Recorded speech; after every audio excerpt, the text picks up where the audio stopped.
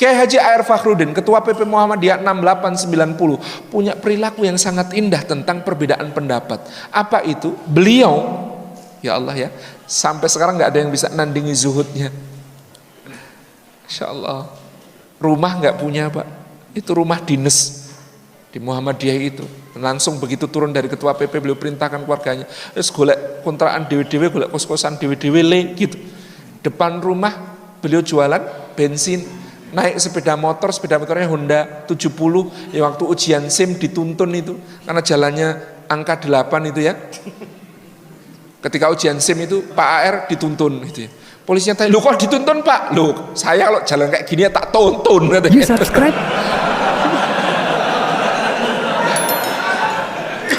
Pak AR. Nah, Pak AR itu pernah diundang sebuah masjid di Jawa Timur. Kayaknya bukan di Kediri. Kediri ya? Kediri itu. Masya Allah, luar biasa. Nah, salah satunya pada saat itu masjidnya Masjid NU Pak pada waktu itu.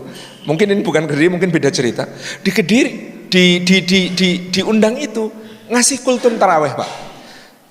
Nah, begitu selesai kultumnya karena ba'da sholat isya lalu dilanjutkan mau sholat tarawih. Jamaah kagum loh, ternyata alim beliau itu, tahunya cuma ketua PP Muhammadiyah gitu. Ternyata alim sekali. Akhirnya kemudian jamaah minta, "Pak AR imam, Pak AR imam, Pak AR imam."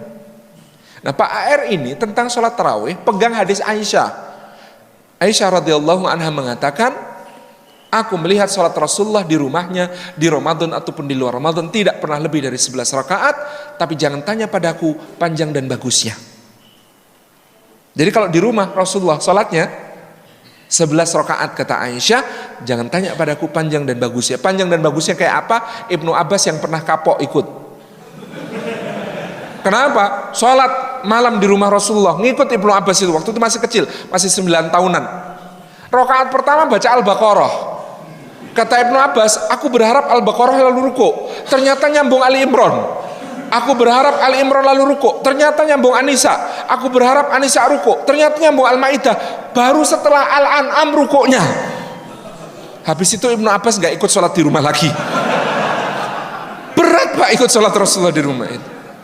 Nah, ini beda dengan pendapat para sahabat. Para sahabat mengatakan, oh kalau di masjid Rasulullah sholatnya kepada kami menyesuaikan, karena kami gak kuat berdiri lama, beliau memperbanyak rakaatnya.